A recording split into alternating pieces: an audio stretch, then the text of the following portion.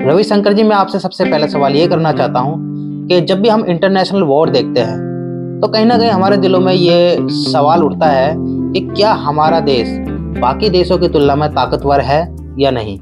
देखो, आज की डेट में भारत इतना ताकतवर देश हो चुका है कि कोई भी देश उसका कुछ बिगाड़ नहीं सकता। वो हम जानना चाहते हैं कि भारत के पास ऐसा क्या है जो भारत को ताकतवर देश बनाता है। आज का जो भारत है वो पहले के भारत जैसा नहीं है। आज भारत के पास बहुत ही खतरनाक तरह के वेपन्स हैं जो बहुत ही भारी तबाही मचा सकते हैं। आपको नहीं लगता कि ऐसे वेपन्स बनाना खतरनाक हो सकते हैं? मतलब कि जो वेपन्स हमारी सुरक्षा करते हैं वो हमारी जान भी तो ले सकते हैं ना। बिल्कुल, आपने सही कहा। अगर कोई हथियार बना रहा है तो जाहिर सी बात है उसका यूज़ कभी ना कभी तो होगा, और ये हुआ भी है। हिरोशिमा और नागासाकी में जो घटना घटी थी उसको एक अच्छा एग्जाम्पल माना जा सकता है। जी हाँ, और आप जानते हैं, अगर अमेरिका के पास परमाणु बम नहीं होता तो जापान में करीब करीब जो 1.5 लाख लोग मारे गए वो नहीं मारे जाते। ये सच में बहुत बड़ी तबाही थी। तो फिर ऐसे वेपन्स बनाने की हमें ज़रूरत ही क्यों है? क्योंकि बाकी कई चुनिंदा देशों ने ऐसे हथियार बना लिए और हमारी भी मजबूरी हो जाती है कि हम ऐसे हथियार बनाएं, और हमने बनाए भी हैं। और अगर हम ये वेपन्स ना बनाए तो एक दिन कोई भी देश हमारा हाल ऐसा कर सकता है जैसा अमेरिका ने हिरोशिमा और नागासाकी का किया था। और आप जानते हैं कि जब परमाणु बम फटता है तो उसका असर कई सालों तक रहता है। क्या इन सबसे अमन शांति मुमकिन है? हाँ, जब तक हमारे पास खतरनाक वेपन्स है तभी तक बाकी के जो देश है वो शांत बैठे हुए हैं, क्योंकि वो जानते हैं कि अगर उन्होंने हमला किया हम पर तो हम भी करारा जवाब दे सकते हैं।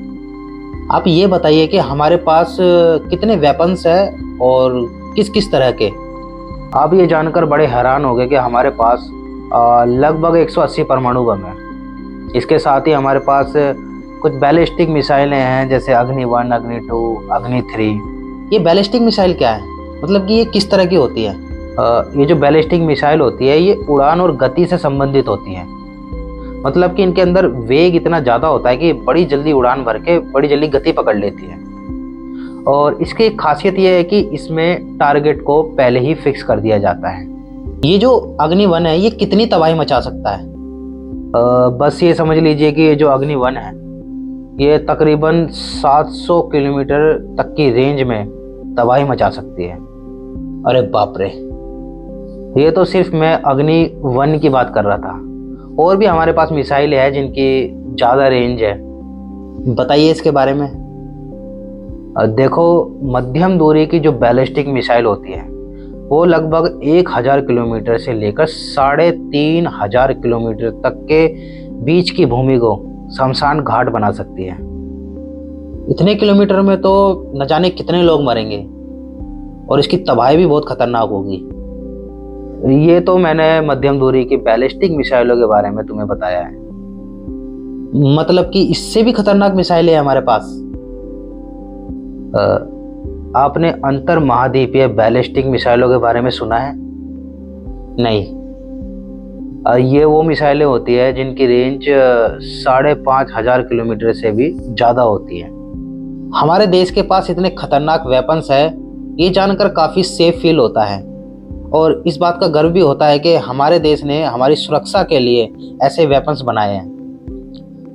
एक सवाल मैं पूछना चाहता हूँ कि इस दुनिया में सबसे ज़्यादा तबाही मचाने वाली जो मिसाइल है वो किस देश के पास है? बहुत ही मुश्किल है ये बताना। फिर भी माना जा सकता है कि रूस की RS-28 सरमत, और चीन की DF-41, और भारत की ब्रह्मोस सुपरसैनिक क्रूज दुनिया की टॉप लिस्टों में आती हैं। ब्रह्मोस के बारे में बताइए कि ये कितनी पावरफुल मिसाइल है। ये जो ब्रह्मोस मिसाइल में ब्रह्मोस वर्ड यूज हुआ है ये भारत की ब्रह्मपुत्र नदी और रूस की मोस्कवा नदी से मिलकर बना है, और इसकी जो मारक क्षमता है वो 290 किलोमीटर है। ऐसे इस तरह के जो वेपन्स है वो भारत और रूस मिलकर बनाता है। मैंने सुना है कि इसका यूज जो पानी के अंदर पनडुब्बियां होती है उसके द्वारा भी किया जा सकता है। सही सुना है, लेकिन थोड़ा कम सुना है।